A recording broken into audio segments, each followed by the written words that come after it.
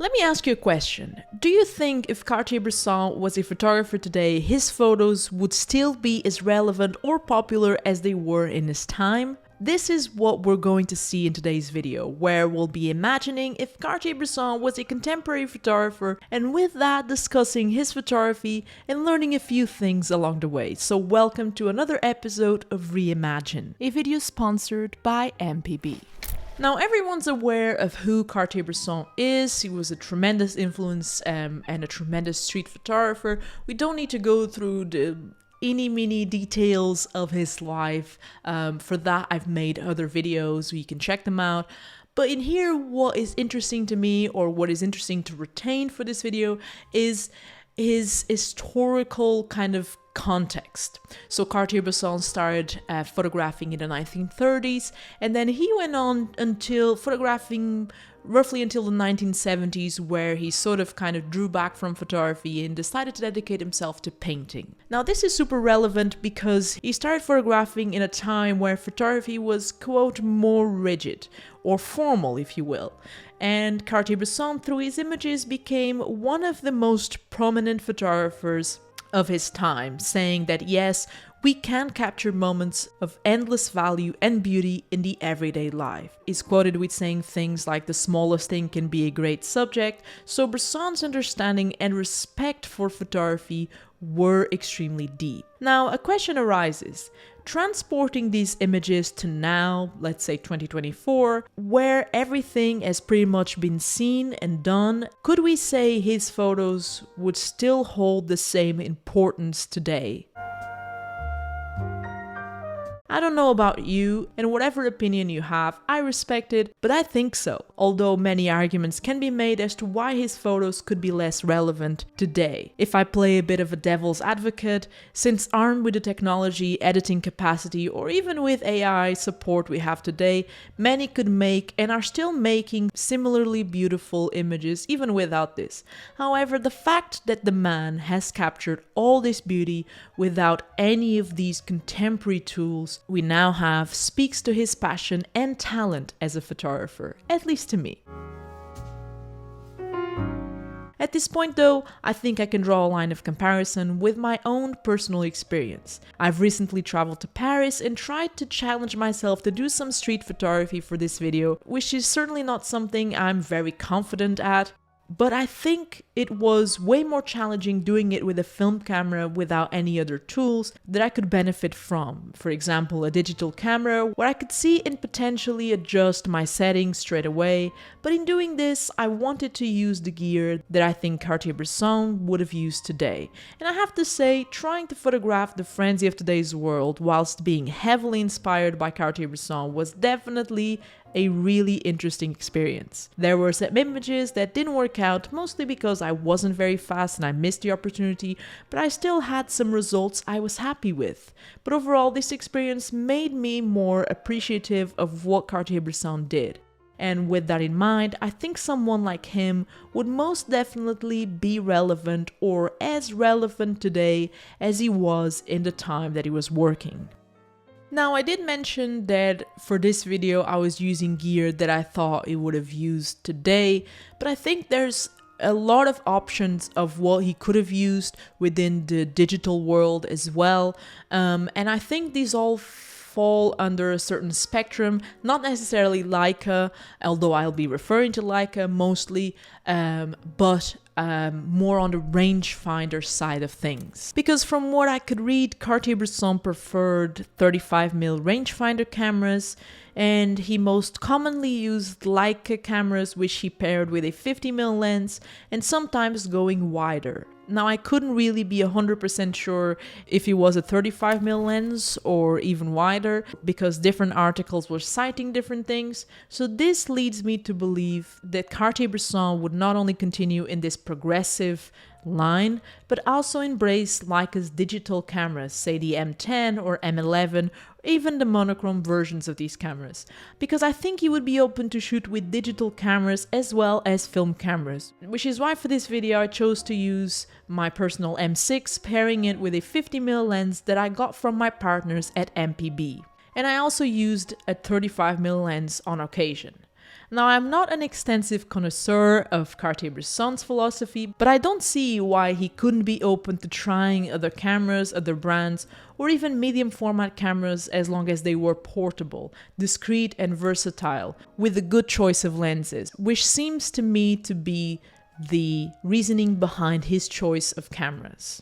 I think maybe he could have explored or at least dabbled with Photoshop, Lightroom, and some other tools that we have available today, if anything just out of curiosity. Because I know that he believed that to crop or trim an image was inefficient. But I also believe there's other uses that our digital darkrooms have today that he might be curious to know about despite using it or not.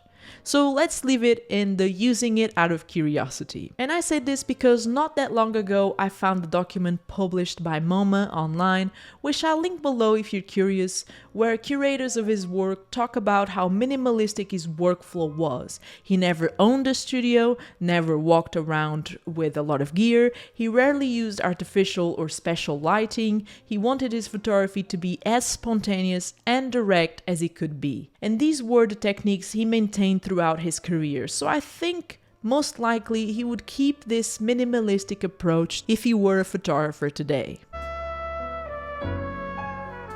Anyways, as I had said before, for this video I had to get an extra lens to match Cartier-Bresson's style, and I'm not gonna lie, the timing was perfect as I had been looking to get a 50mm lens for my Leica for quite some time as well.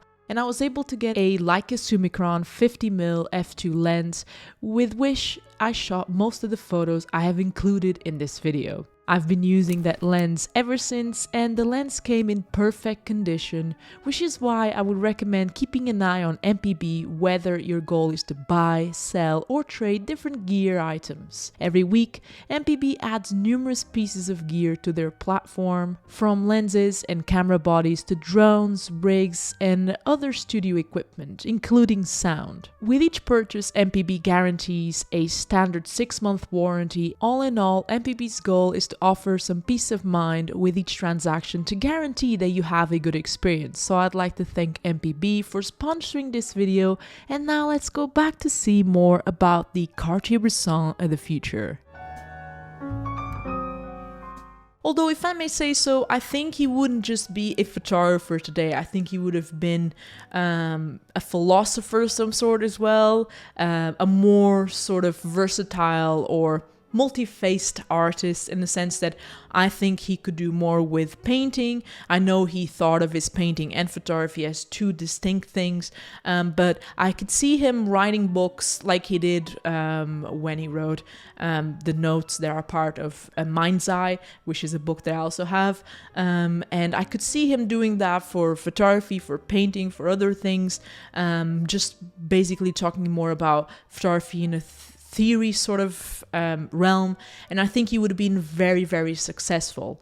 And I think mostly for the theory as well, because I don't think he would be like our friend Ansel Adams from the last episode, who carried all this gear, who was extremely interested. I think Cartier-Bresson was very minimalistic from what I could gather when I was putting together this video, so I think he would have probably invested more on making books of his own work, very simple, very minimalistic, and also writing books on thoughts about photography, painting, artistic creation in general.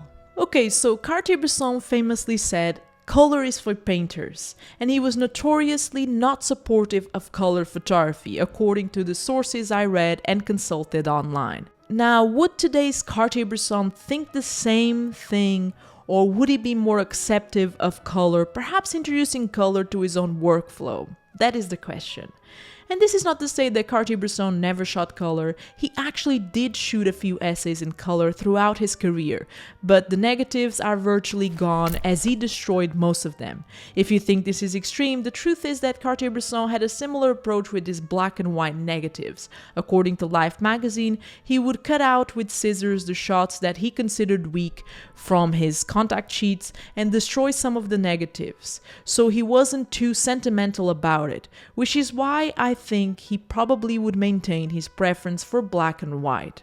Because unlike other photographers we've seen here on the channel, for instance Fred Herzog, who waited for the processing and printing technology to catch up to be able to make his work known, or Saul Leiter, who never really published his color work but still kept it because somehow I think he must have felt sentimental or saw value in it, Cartier-Bresson is more logical, minimalistic, and direct about his work.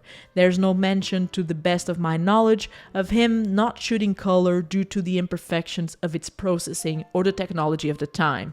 His reasonings were not so much practical, but I believe from a question of principle. And there are sources who quote him as saying that he believed color took away from the moment rather than adding to it. Still, I think if commissioned to do so, Cartier-Bresson would probably shoot color like he did when commissioned by Life magazine to shoot an essay in China in the late 50s. And in this essay, he shot both color and black and white. These photos are in nature dynamic and very much fitting with his style, or what at least I had seen before. My favorite photo being the one that has the working man framed against the landscape, which I could easily imagine being equally powerful in black and white. Anyways, I think this was an interesting video because I feel that it's interesting to discuss these things, even if they're obviously speculations, but it's interesting to reimagine things and to realize that sometimes when we look at the work of certain photographers like Cartier-Bresson, when we put him almost on a pedestal, and this is any way, shape or form to say that his work is not great. His work is amazing. I think I personally see a lot of value in his work. Some people don't, and I respect that. But I think like obviously it's very characteristic of a time and a space that I personally don't, live today. So I think it's interesting to put things in perspective and to try and mix our perspective, that is the present perspective, and talk about some of the names that we would have thought of the past, and how would they sort of behave or work in today's world. Something that I thought of that could be quite interesting would be maybe to do Saul Leiter, or just different photographers that I think are more known or more revered in a way, and to think of them in this scope. Filmmakers as well, a lot of you guys have recommended me Wes Anderson, even painters like Edward Hopper. I think it'd be super cool to do a video like that. It would involve a lot of research because sometimes you need to understand the person or their workflow very well to be able to perhaps speculate of present technology and etc. This is why I think it's so interesting to see the differences between Ansel Adams and Cartier-Bresson, and how would they embrace what we have available in today's world. But yeah, I'm gonna leave to you to choose, perhaps to give me some more ideas for future episodes. This is a series that's going to be it's not going to be out so often because these videos do take a lot of time to research and to prepare and etc. But they are a lot of fun. So I hope you enjoyed it. I hope it was helpful in any way, shape or form. Thank you so much for watching and supporting the channel. Thank you MPB for yet again sponsoring another video. Don't forget to check out their selection of lenses. If you have a Leica, if you have any other type of camera, it doesn't matter because it's really good. And like I said, in the sponsor segment, they do offer a lot of things in terms of peace of mind when it comes to buying or selling to them. So yeah, it's been all for today. Take care, stay safe, keep shooting, keep learning, keep creating, keep doing you. And I'll see you here for another video very soon. I'm out. Peace.